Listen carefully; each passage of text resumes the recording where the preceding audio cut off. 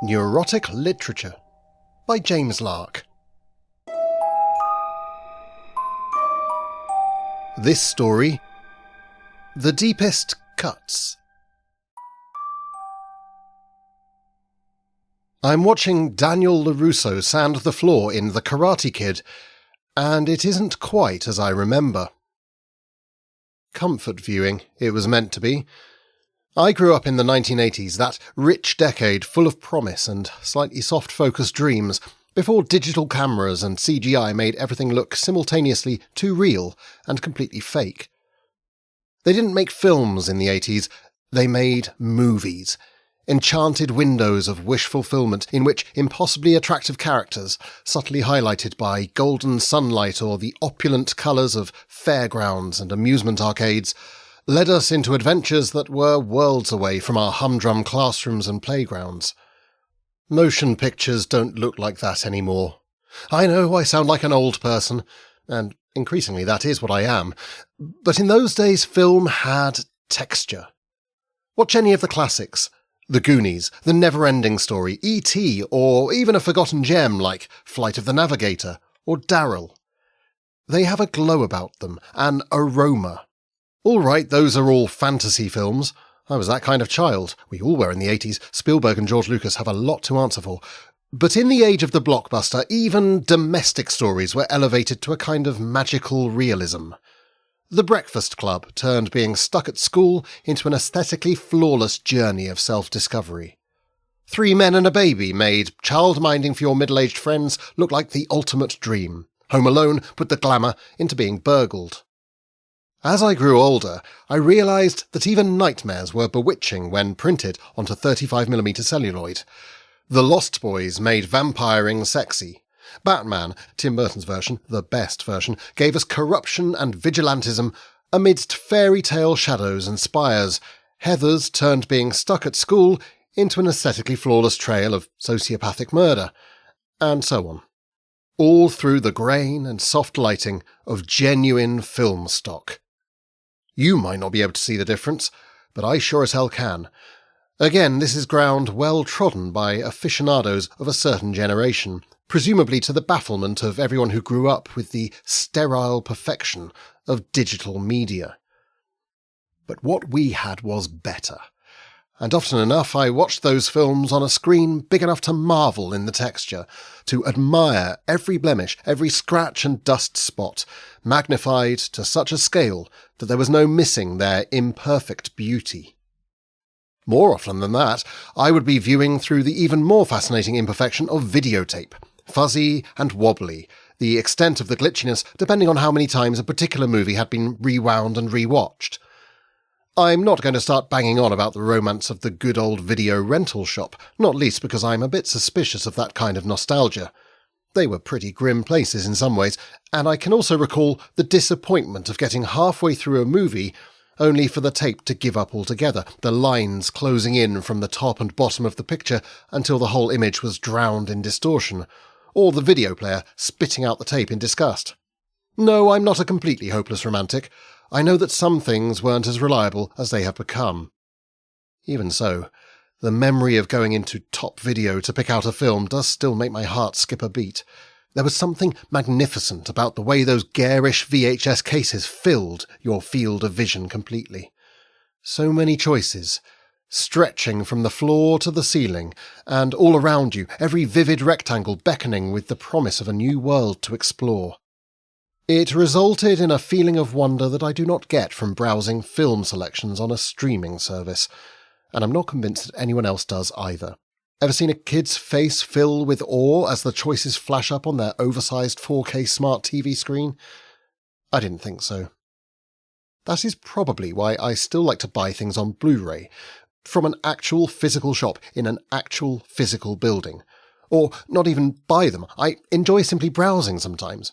No, the shops are not what they used to be, but looking along the shelves I still experience a little of the frisson that those video rentals used to inspire. Today, I have not been in a physical shop. Indeed, today the advantages of my 4K smart TV and online streaming are fully apparent. for I have been struck down with some kind of virus, and I have no intention at all of rising from the sofa. Just think, 35 years ago I would have had to ask a friend to pop to top video or make do with the limited VHS tapes on my shelf, whereas now I have a whole emporium's worth of choice in my own living room. Isn't it funny, then, that I find myself browsing the exact same titles that would have been in my well-worn VHS collection all those years ago? 100 years' worth of cinema to choose from, and I head straight for the movies I have replayed countless times, until the tapes that I owned became as worn as those overstretched rentals. I'm not saying it's always like that, but I'm not feeling very well, and we're creatures of habit, aren't we? As I said, comfort viewing. So I'm browsing those nostalgic titles, Herbie Goes Bananas, Labyrinth, The Last Starfighter, and The Karate Kid suddenly leaps out at me.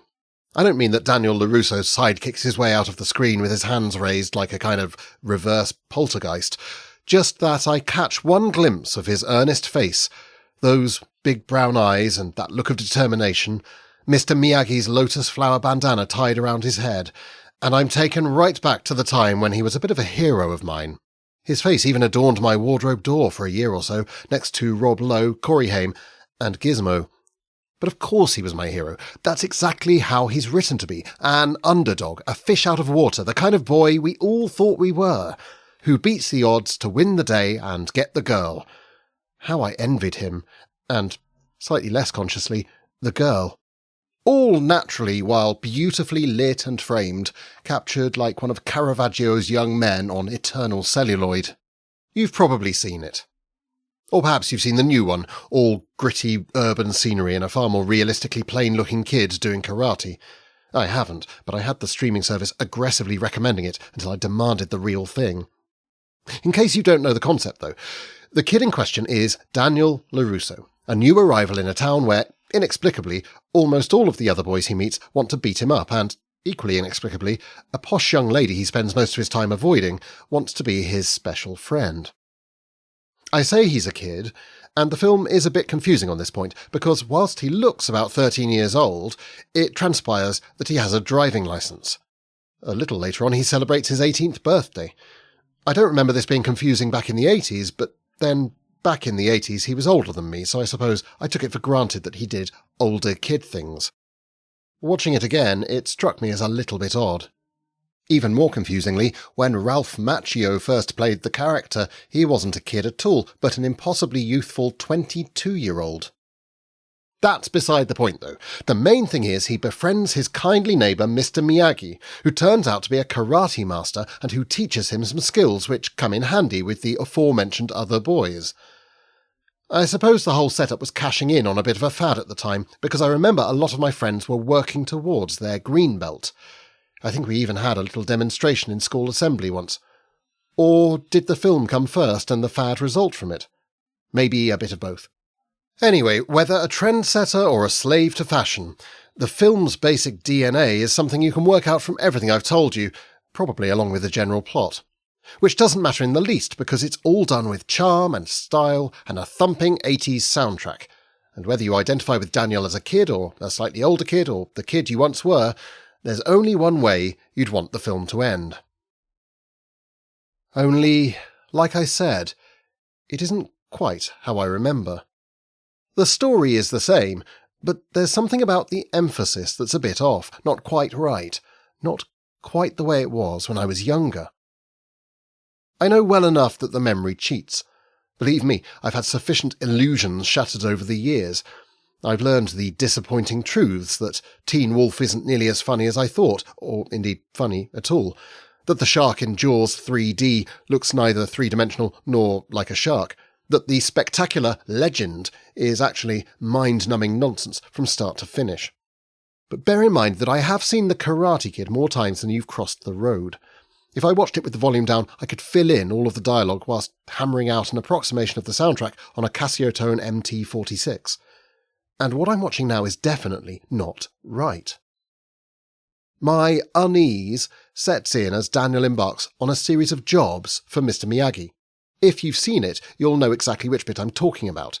He is meant to be learning karate, but Mr. Miyagi sets him to work waxing his collection of vintage cars, wax on, wax off, then sanding his wooden walkway, then painting his fence and his house, and so on.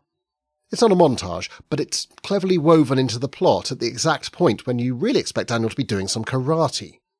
That's the joke, of course, and the punchline is that Mr. Miyagi has been teaching him karate all along, that all those chores were planting vital moves into Daniel's muscle memory. But as I watch this time, the chores don't half seem to be dragging on. He's waxing the car, wax on, wax off, then again, wax on, wax off, almost as though somebody thinks it's an instructional video. We really get in there, really scrutinise the effort involved in getting the wax onto the car and getting it off again, and not just its nice smooth bonnet, which is the bit I remember Daniel waxing, but those awkward curves and corners where the wax doesn't want to go on so easily, any more than it wants to come off. Don't get me wrong, it's an intense bit of filmmaking. The viewer is left in no doubt as to the muscle power involved in waxing a car, and Ralph Macchio puts in an extraordinary performance. You could believe he really did have to wax the whole car himself. And clearly it is Macchio doing the work. The camera is in too close and his face is too exposed to have allowed for any messing around with a stunt double. You look at his big brown eyes and the sweat pouring down his forehead, soaking into his lotus flower headband, and make no mistake, you believe in his suffering. It's just... You know when an art house film tries to communicate the agony of human experience by literally making you sit through the whole thing, and you think, okay, I've got the point now? That. It's like Mel Gibson's The Passion of the Christ, where you spend the film thinking, I get it, they hurt him a lot, but I'm about ready for the part where he comes back to life now. Only with waxing cars. Cars, plural. Because no sooner has he finished waxing off the last bit of Mr. Miyagi's Nash Metropolitan 1500 Coupe than Daniel moves on to Mr. Miyagi's Cadillac sedan and begins to go through the whole thing again with that. I'm not saying the sequence shows us quite the same amount of waxing as with the first car, but there's substantial footage all the same, with lingering shots of Daniel's face, and by God, it looks as though Macchio really has worked his way onto the next car, in real time. It's such a genuine portrayal of suffering that I can only assume that some actual suffering must have gone into it. It's powerful stuff, all right. But I'm conscious that there are 3 more cars to get through after this, and then the walkway and the fence and the house, and I'm quite keen to see some karate, really. Sure enough, we see each of the cars waxed. Then, when we finally reach the next scene, the one of Daniel sanding, we get to see something I'm certain I never noticed before: the sheer length of the walkway. The director is extremely keen to make sure we are left in no doubt as to exactly how many metres of sanding Daniel has been asked to do. Many, many metres, in case you're wondering. It is beautifully shot. The director communicates an incredible sense of the scale and beauty of Mr. Miyagi's garden, and throughout the sequence, Macchio continues to deliver an impeccable performance, agonising and sincere. But honestly, I'm starting to feel as though I've been sanding the walkway myself. Perhaps it's the illness making everything feel so painfully ponderous. Likewise, the fence. Bloody hell, that fence never ends, does it? And who on earth painted it before Daniel arrived in the neighbourhood? Mr. Miyagi surely didn't do it all himself. It looks like a job for a team of people. There's a moment that I absolutely do remember where Daniel thinks he has painted the fence and proudly points out his work to Mr. Miyagi, who drolly asks, "What about the other side?" But I remember it being funny, whereas now it's like a punch to the gut. He has to do all of that again on the other side? I realise I have started to weep. It must be the illness. Then the house. Who knew that Mr. Miyagi's house was so big? I only recall seeing Daniel paint a little bit of the front. Then it's dark and Mr. Miyagi is returning from a day's fishing. But not now. Now I'm watching Daniel do every single wall, side to side, his efforts to reach the trickiest corners and crannies, his struggle to reach the highest points, his poor, tired, earnest face as he does yet another exhausting day's work. We watch the sun slowly set on the scene of exploitation. Daniel so dedicated to the work, so keen to please Mr. Miyagi. But it's fine. Mr. Miyagi is about to get back from his day of fishing. Daniel is going to lose his temper a bit, and Mr. Miyagi will demonstrate that he has been teaching Daniel karate all along. It has been a hell of a time coming, but the moment certainly feels earned. Except that isn't what happens. Mr. Miyagi gets back from his fishing trip. Daniel wearily finishes the painting of the house, a little tetchy, a little tired, and Mr. Miyagi kindly tells him, "Come back tomorrow." So Daniel, his poor, tired face eliciting a few more tears from mine, trots away, barely able to stand, obediently heading home for a few hours' sleep before coming back tomorrow. Fade to black. Next comes a scene I don't remember at all. Daniel returns to the house and Miss Miyagi hands him a spade and says, "Lesson 5. Dig vegetable patch." Then follows another lengthy sequence of Daniel, once more played with perfect verisimilitude by the long-suffering Ralph Macchio, digging over a huge part of the garden. The sun sets, and once again he is told to come back tomorrow. I begin to suspect that I am watching a different version of the film altogether. The next day, Daniel comes back and is told to plant the potatoes. The day after that, to clear and clean the drains.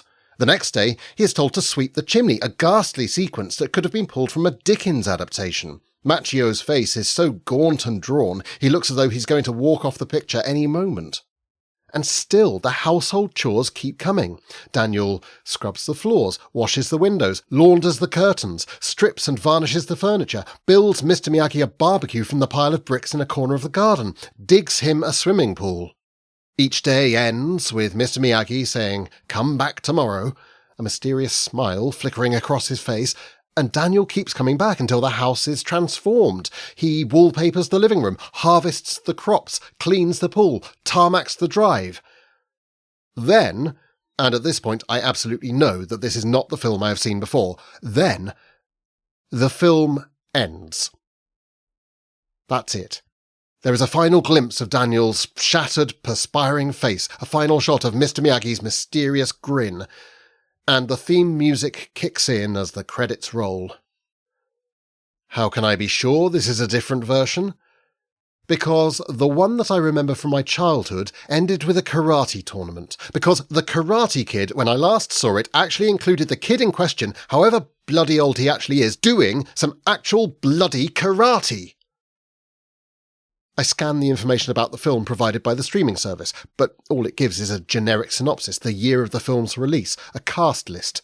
Nothing to suggest that there is anything about this version that differs from the standard, broadcast on telly and released on VHS version that I know and love. I click on the film several times, skipping my way through the household chores and hitting play in case the film missed out a chunk for some reason, but each time it is exactly the same. There is no karate tournament at the end of the film. I searched the internet for what happened to the ending of The Karate Kid, but all the results tell me is that the film grossed $100 million in the United States and Canada, and a sequel was rapidly commissioned. I look for videos of the ending on YouTube, and I just get a load of clips of Daniel LaRusso waxing a car, and frankly, I have seen quite enough of that already. I go to bed feeling utterly dissatisfied. Ill or not, tomorrow I am going to buy the damn thing on Blu-ray and watch it properly.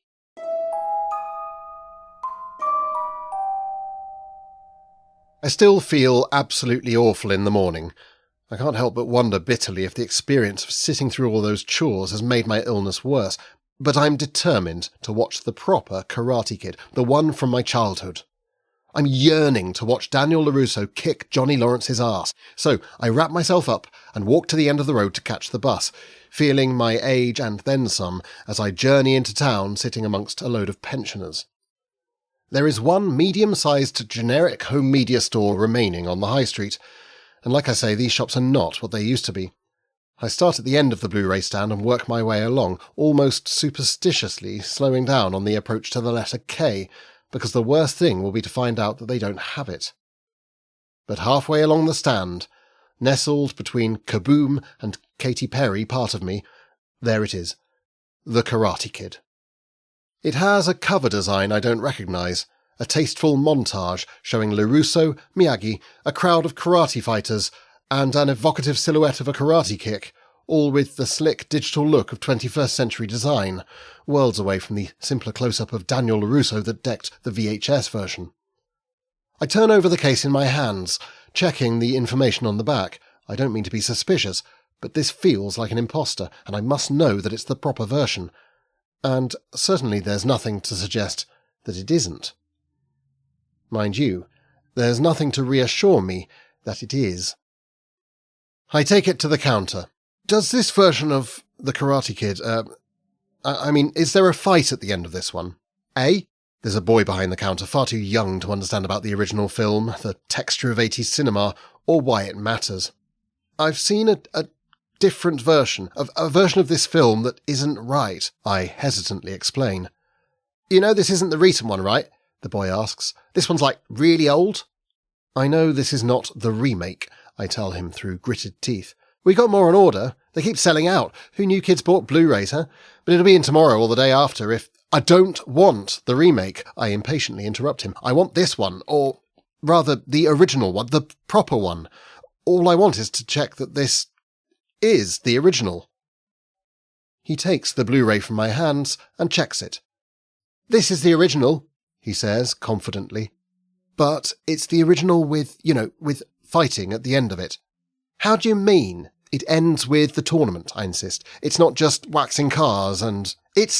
It's the Karate Kid, says the boy behind the counter, young enough to be a Karate Kid himself, except I can't see him sticking with all that sanding and painting unless he was able to do it on his Xbox or whatever it is that Generation Z have. I don't know what else you want, he concludes, handing the Blu-ray back. So I take a deep breath and tell him about the travesty I sat through. To my surprise, before I've even finished describing all the waxing, his face lights up in realization. Oh my God, oh, no, he says, shaking his head with a wry, disapproving smile. What? What is it? You've been watching the work print preview cut. I have? Yeah. No wonder you didn't like it. I am irritated beyond belief that a mere child is talking to me, a grown man, with this insufferable air of wisdom. Shouldn't he be at school anyway? But he seems to know what's going on, so I grit my teeth and persevere. What's wrong with it? I mean, I know what I mean is, it's like, the boy says, it's the director's first version. Not his first version exactly, but like the one he wanted released before the studio got their hands on it. A director's cut, you mean? I ask, mostly to demonstrate that I do understand the modern world, so there's no need to treat me as a simpleton. Sort of, yeah, the boy says, his patronising grin suggesting that I've reached the limits of my understanding.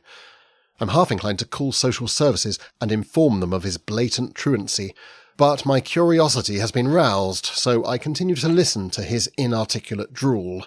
I read about this. It was John Alverson, the director, right?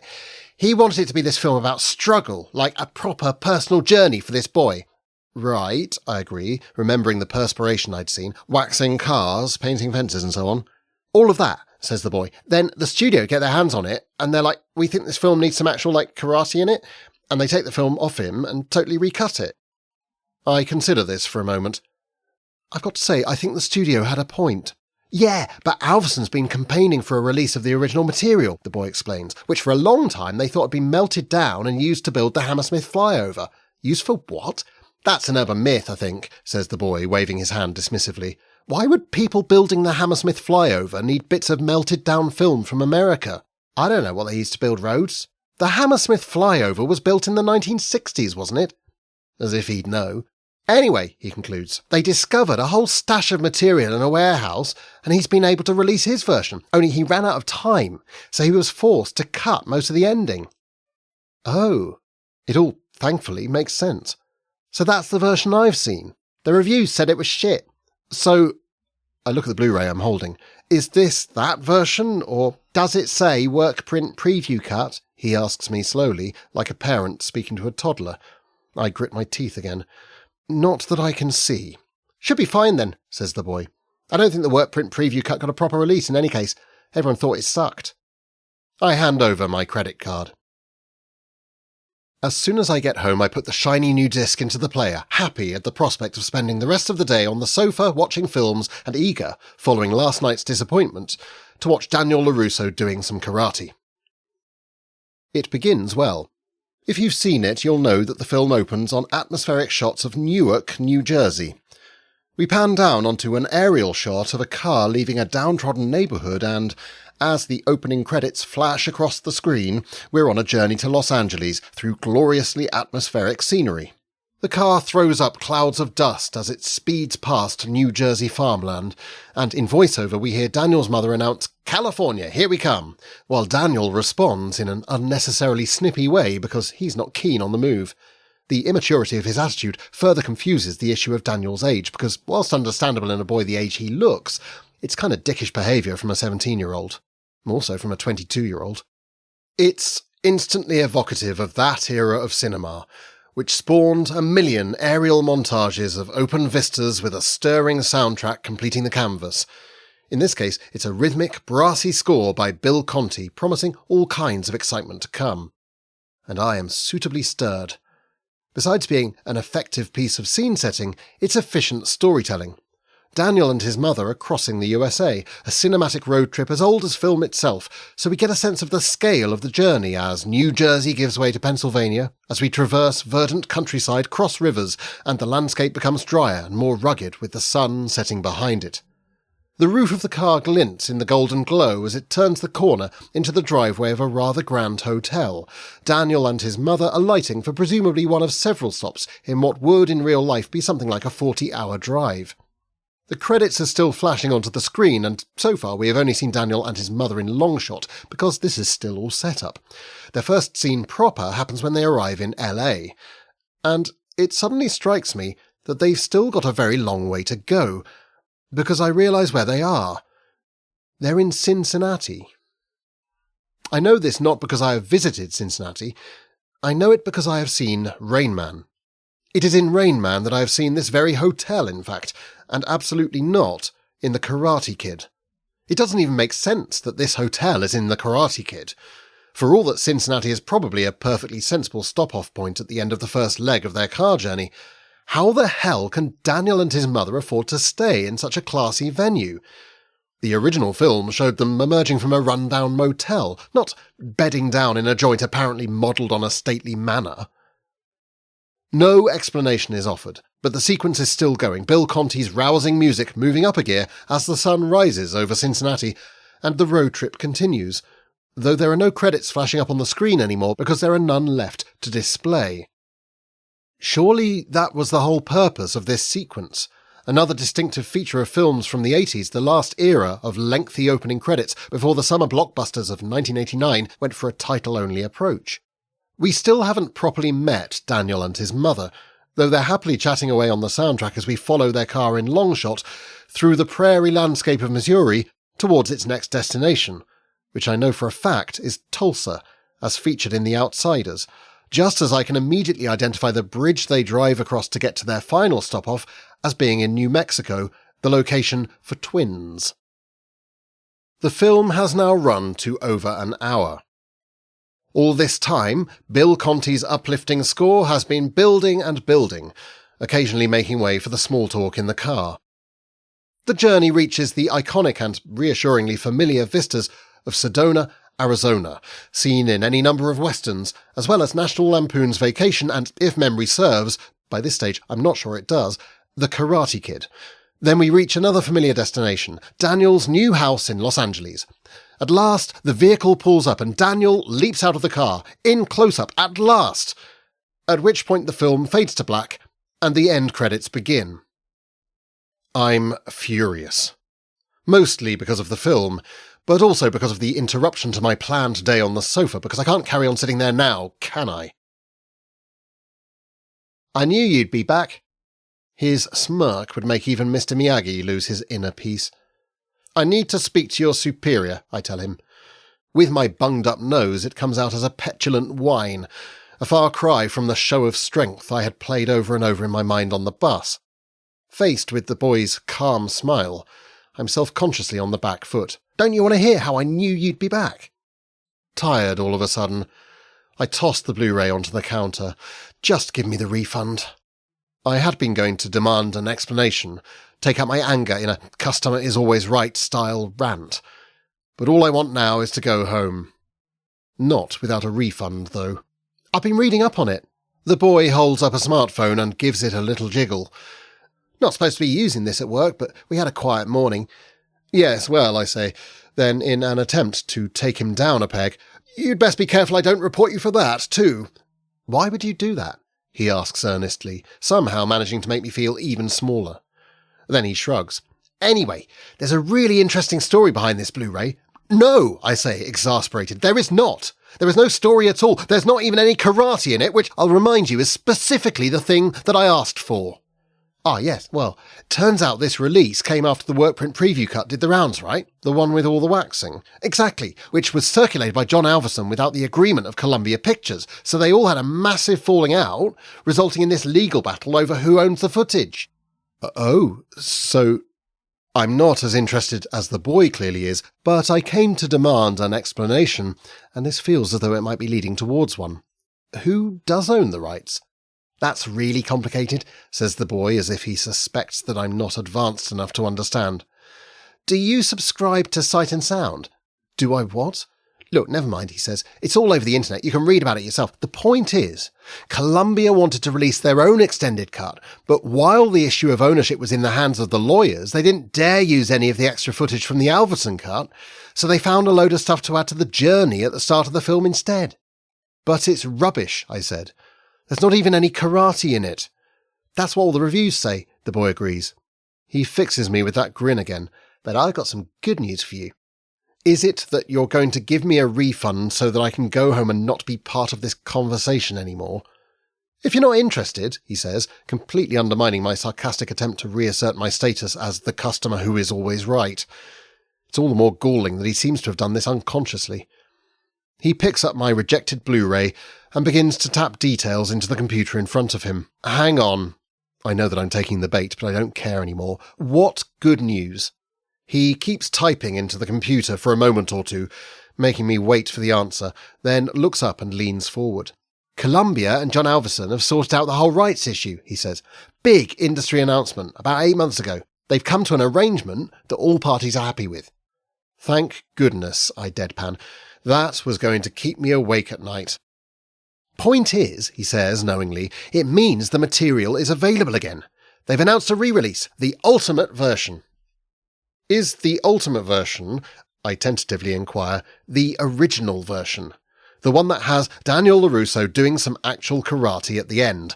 Well, it's... For the first time he falters, then gets his phone out, his eyes darting over the screen. Oh, looks like it is actually a new cut called the Ultimate Version.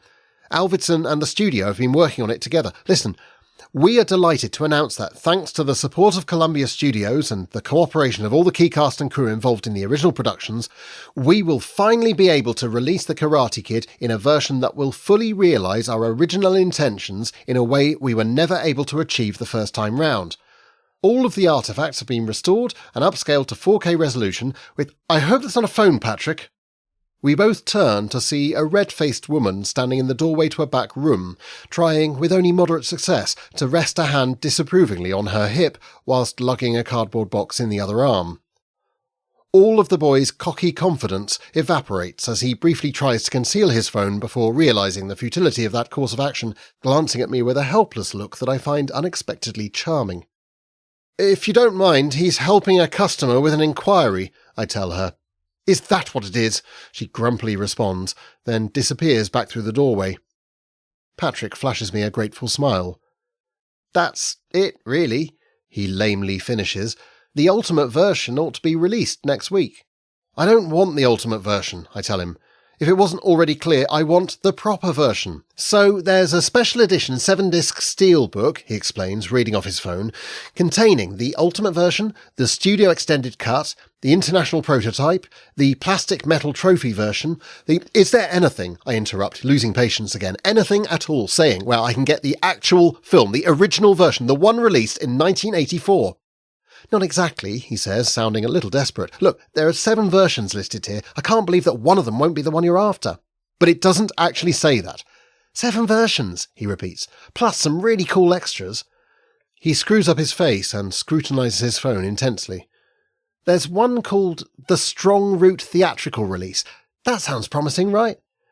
I'll buy the 7-disc edition, I say with a sigh. It's quite expensive, admits Patrick. I'm kind of committed now, aren't I? He offers to post it to my house to make up for all the inconvenience, but I want to pick it up the moment it arrives. "I'll take your address anyway, then you've always got the option if you change your mind," he says, then, as he's writing it down, "Oh, I drive past your house on my way home from work.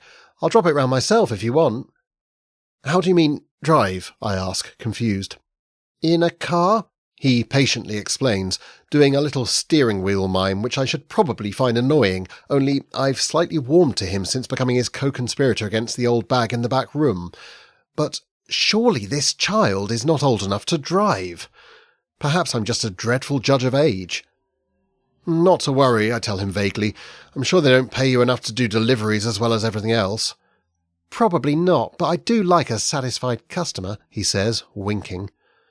I feel myself flush and make a hasty exit while muttering my thanks. He may be old enough to drive, but he's definitely too young to be flirting with me.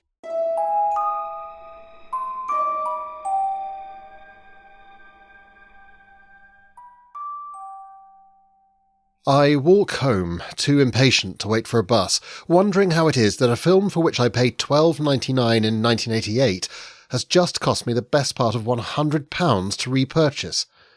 Even taking into account inflation, that's absurd. If my mother had known, she might have been less efficient at chucking out my old VHS collection, frugal as she was. I had moved away from home by the time of The Cull, and she cautiously kept anything that didn't seem to have been released in another format. But as she explained to me on the phone when she confessed to having taken a bin bag full of videos to the dump, it's not as if those Hollywood blockbusters are going to go out of print, is it? Turns out her optimism was misplaced. They haven't exactly gone out of print, but during the frustrating wait for my very expensive purchase to arrive, I looked for my hit of nostalgia from other sources, and none of them quite hit the mark. Short Circuit, which I remember being about a robot getting struck by lightning and gaining human-like intelligence, turns out to be nothing more than 98 minutes of experimental military robots shooting at targets. Ali Sheedy doesn't even make an appearance. Inner Space turns out not to be about a secret miniaturization experiment, but is a docudrama about Dennis Quaid volunteering for medical research and getting injected with various untried vaccines. The closest it gets to the film I remember is when a syringe intended for a rabbit gets stuck into a hypochondriac grocery clerk played by Martin Short. But it doesn't half put a damper on the film when Short starts foaming at the mouth and drops down dead. Even reliable old Ferris Bueller's Day Off depicts nothing more than Matthew Broderick's iconic truant waking up feeling genuinely ill and taking the day off school. And the lengthy scenes of him lying on the sofa make me feel all the more sorry for myself given the circumstances. Nothing is as I remember it, and though the quality of the image is a vast improvement on the flickering, fuzzy videotape I grew up with, it's as though the film restorers have, in removing the dirt and deterioration, somehow accidentally removed the magic at the same time. I'm back at work by the time I get a call to say that The Karate Kid, the Ultimate Edition, has arrived. It isn't Patrick who calls to tell me. It's a woman's voice, and I wonder if it's the grouch I saw in that doorway last time. "There's an address here," she says. "Were you expecting us to deliver? Because we're a shop, not the internet. If you wanted it delivered, you should have ordered it online." "It's fine, I'll come in for it." "You're not doing us a favour, you know. That was always the deal." "Yes," I think, remembering the pursed lips and haughty demeanour. It's the same woman. It doesn't matter. I'm impatient to see the film and decide I have been waiting long enough to bend the rules a bit. Taking my lead from Ferris Bueller, well, the Ferris Bueller I remember from my childhood as opposed to the one on my streaming service, I pull a sickie, telling my boss that I rather overestimated the extent of my recovery and am feeling faint and nauseous. Unlike Ferris Bueller, I don't need to worry about consequences, since nobody really seems to care what I do. I head straight into town. The grumpy woman is behind the counter. When I hand over my order details, she locates a disappointingly thin-looking Blu-ray and ungraciously pushes it towards me. "Is Patrick not in today?" I politely inquire. She snorts. "That boy won't be in today, nor any other day." "Oh, right. At school, is he?" "I wish he was still at school," she mutters. "I'd tell them to do a better job of teaching him. All very well having a CV full of qualifications. It doesn't amount to anything if you can't do a decent day's work, does it?" "He's left school? But I can't believe..." can't believe that somebody that immature has 4 A-levels. Says it all, doesn't it? And it's us that pays for it. It's the taxpayer foots the bill for these fancy qualifications that don't mean a thing, spending all his time on his phone while the rest of us do all the hard work. I'm surprised by how sad I am for him. School or not, he was still young and probably needed the money. I found him very helpful, I have to say, I point out. Yes, well, we weren't paying him to help you, were we? When I get home, I hunker down on the sofa and make the decision to begin with The Karate Kid, The Strong Root theatrical release. The version that Patrick had suggested sounded promising. And undeniably cautious though my optimism is by this stage, I am relieved to discover that the opening car journey is the right length and that Daniel and his mother arrive in LA as the credits fade. Daniel meets his love interest, his bullies and Mr. Miyagi, and everything is unfolding as it ought to. There's even a reassuring grain to the film stock, as if they didn't want to clean up this version too much. It feels authentic. Of course, we haven't yet got to the waxing scene, and I don't want to count my chickens, but then it all goes wrong, before there's even a chance for anyone to wax cars when Mr. Miyagi introduces Daniel to his bonsai trees. It's a touching scene. Daniel is fascinated by the styling of these tiny trees, and Mr. Miyagi hands him one, a profound statement about inner peace and focusing on nature. Against my better judgment, I have been lulled into a false sense of security, but I spot the issue as soon as it happens, and I'm suddenly sitting upright and alert. A slow zoom into Daniel's tree, as he styles it, looking for the picture inside him, has been going on for a little too long, and we're still moving in, closer to the tree, to Daniel's face, wrapped in concentration, and I can't bear it. I grab the remote control and hit fast forward, and sure enough, the scene continues, an endless montage of close-up bonsai action. I watch the rest of the film at the same speed, and the whole bloody film, is a detailed study of bonsai styling, as if it has been made for a bloody horticultural club.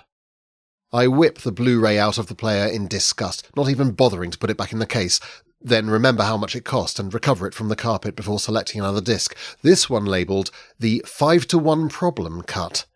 I want to see some sodding karate, damn it! And I get my wish. Sort of.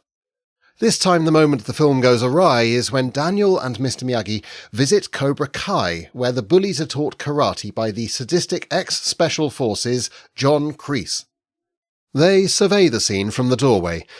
The Cobra Kai gang are training, delivering karate chops and high kicks, their rippling muscles occasionally visible as the slow-motion sequence allows us teasing glimpses of their sweaty flesh underneath their loose, white clothes and...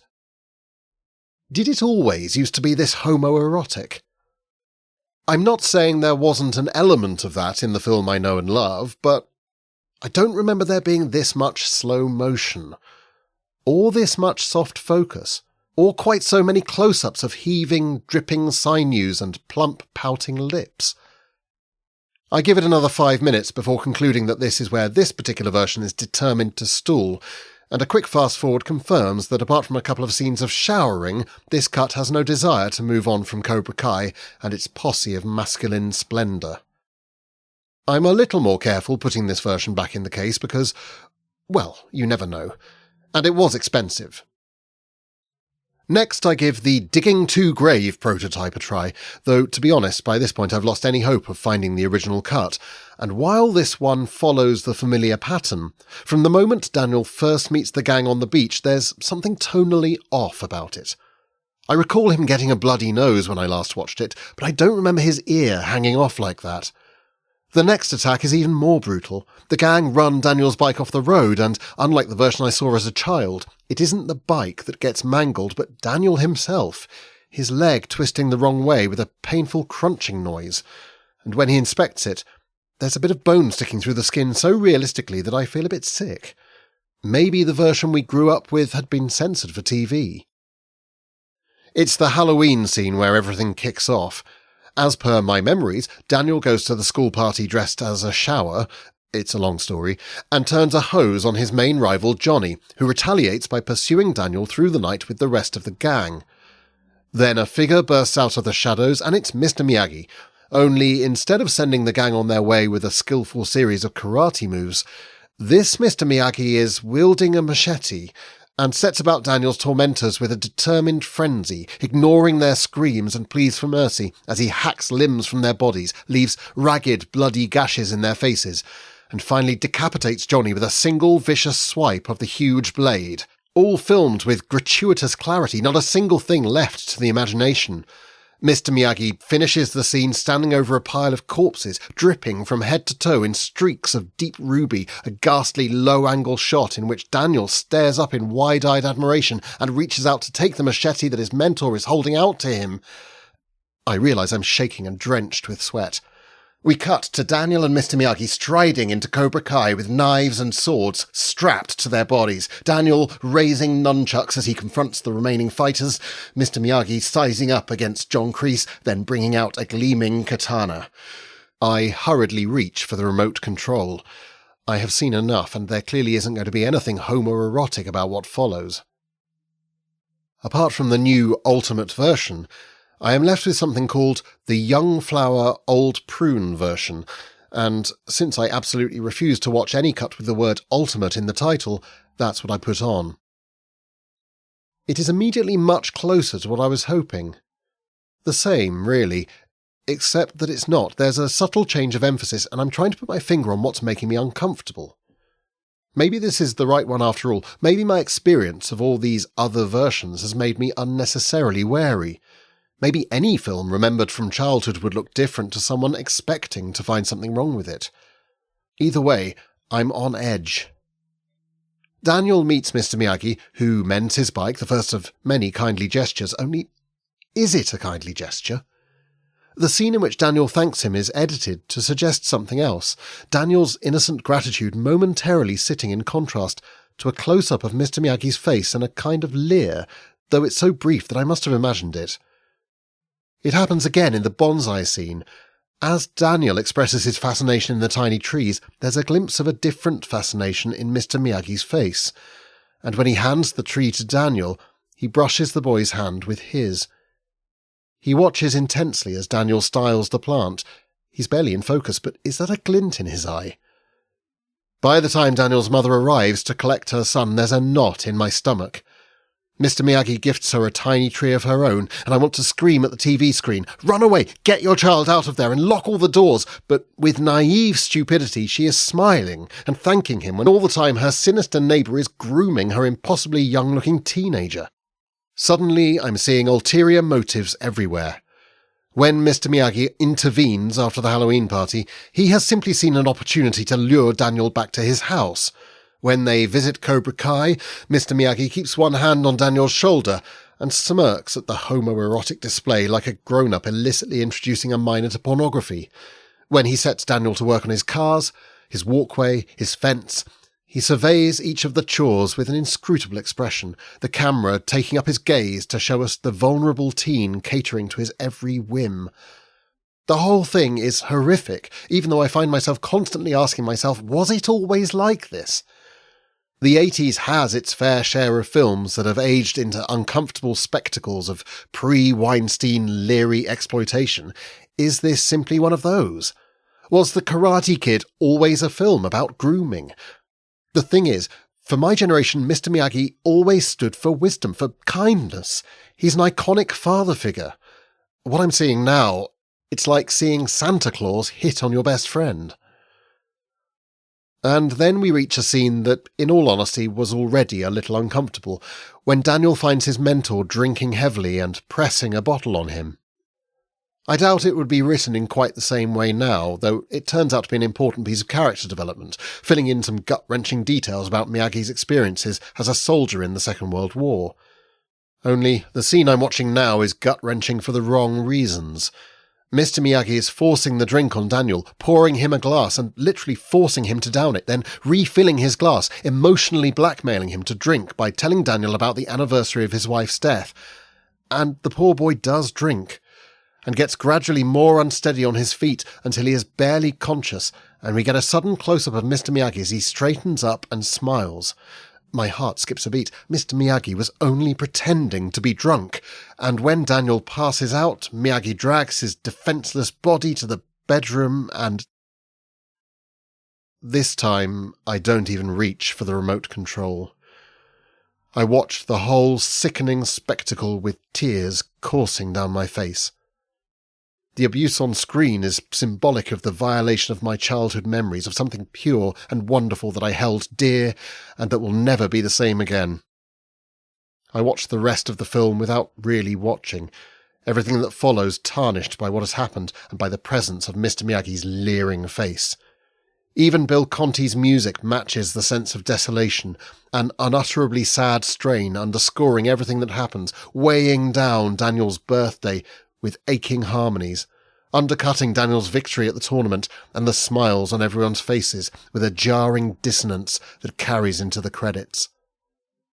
I let them roll to the end, then sit staring at the Blu-ray menu screen, breathing in shallow, shuddering gasps, the occasional heaving sob emerging from my mouth. And that's how I sit for the next hour, unable to move, unable to stop crying. The ultimate version is still sitting in the case, but I want nothing to do with it. I'm halfway through the second bottle of wine when the doorbell rings. I stumble a bit as I reach the door and wrestle to get it open. The diminutive figure silhouetted in the evening light comes into focus, but it's a moment before I recognise him out of his usual context. "Patrick? Sorry to call on you unannounced. I remembered your address and—" "Come in," I say generously. "It's good to see you. Come on inside, out of the—" "I'm just passing," he says, but I keep insisting, my words slurring. "Come in and have a drink, a little one." I reach out to put a kindly hand on his shoulder, only I stumble on the doormat and he ducks out of the way, leaving me grabbing the wall for support. "I only came to give you this," he says, holding out a rectangular object. "Sorry," I murmur, painfully aware of how my behaviour must look and not even sure what the hell I thought I was doing. "It's all right," he says, still pushing his gift towards me. "I was helping my mum clear out her loft and found it, and I thought of you." I stare at what he is proffering. A videotape, ex-rental, you can always tell the boxes were slightly larger. It's The Karate Kid. The proper one. "Probably belonged to my dad," he continues, "but he won't be coming back for it, so, you're welcome to keep it if—" He tails off and laughs awkwardly. "You probably don't have any way of playing it." I take the video. "Thanks. I really appreciate it." "It was either that or landfill," he says, laughing again. "Anyway, enjoy." He turns to leave. "Thanks," I repeat. "Really, thank you. And, sorry that you lost your job." "Oh, don't worry about that. We're moving away and I start film school in September, so—" He shuffles his feet, a little awkward dance, suddenly looking even younger. "At least I had one satisfied customer, hey?" I give the video a little wave. "I'll recommend you for a raise." He grins, then heads away from the house and gets into a car parked outside. I wait, frozen in the doorway, until he drives away. I imagine an aerial shot of the scene, some stirring chords by Bill Conti, lending a sense of optimism to a touching vignette of a young man about to embark on a road trip, an adventure, the hero of his own movie. Or perhaps Conti would aim for something more bittersweet, to underscore the contrast with my own jaded outlook, my own hopes and dreams long since abandoned, any sense of adventure traded in for the security of a house and a very dull job. I wipe away a self-pitying tear. Then I look again at the video in my hand. Actually, I do have a way of playing it. When my mother wanted to free up more loft space and went back to the collection of rare videotapes she had preserved, an educational film here, a straight-to-video opera there, I foolishly offered to digitise them for her. Foolish because it took bloody ages and, technically speaking, was an absolute faff. Having bought a second-hand VHS player, the only way I could find to digitise tapes from it was to run cables into my, also obsolete, HD camcorder, tape the videos onto mini-DV, then run those into my computer. The details don't matter. The point is, after many days of painstaking transferring from one format to another, I was able to send my mother files of her precious rare videos which, to my knowledge, she has never watched. I can feel a hangover already kicking in as I bring the VHS player and camcorder down from the attic one at a time, gingerly feeling for my footing on the ladder in my inebriated state. There's no way of connecting the VHS player to my television, but it doesn't matter. I'll connect up the camcorder and play it onto that. I can digitise the tape at the same time. Which is how I come to be watching this ex-rental video of The Karate Kid, the original version, crouching over the tiny screen of a camcorder. It's nothing but fuzz and white noise at first. Then the lines on the screen begin to resolve into a picture. Typically, for an ex-rental, the tape has seen better days. There are lines running across the top and bottom of the screen, and what's left of the picture is distorted. But in spite of that, I recognise it. Bill Conti's music wobbles out of the reedy camcorder speaker, barely audible through the fuzz surrounding it, but it's there. Daniel LaRusso's car pulls out of his New Jersey street, the credits begin, the music, or what little I can hear, swells.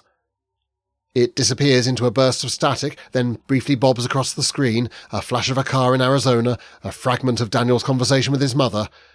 But it's there, hidden behind all the noise, the film I remember watching all those years ago. Or that I think I remember. I don't know anymore whether it ever really existed like that at all. Perhaps I watched one of the many different versions I've been sitting through, and my childlike imagination fabricated the rest. Perhaps there never was a karate tournament in the first place. But watching the fuzz on the tiny screen on my camcorder, I can imagine that it's there, and there in the way I always thought it was. So that's how I see it now. What people might assume to be nothing more than a storm of static, I know is the figure of Daniel LaRusso balancing on the end of a boat, silhouetted against the glistening sea. Or styling a bonsai tree. Or waxing Mr. Miyagi's cars. Wax on, wax off. Wax on, wax off.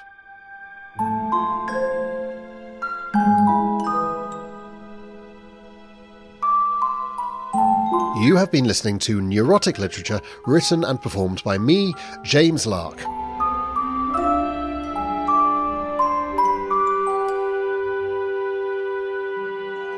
If you've enjoyed it, and to be honest, if you haven't enjoyed it and you're still listening, I don't know how to help you. Do please tell people about it, plug it on social media, or improve the lives of your friends and family by urging them to have a listen as well.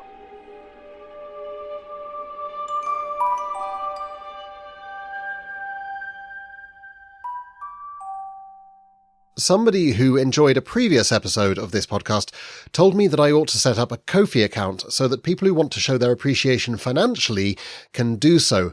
Now, it seems completely alien to me that I would get paid money for doing something artistic. Nevertheless, I have followed the advice, and you can now donate at ko-fi.com, that's ko-fi.com/neurotic literature. So if you feel like supporting this podcast financially, or just buying me a hypothetical coffee, that's where you can do it. Just bear in mind that I live in London, where the average coffee costs about £80.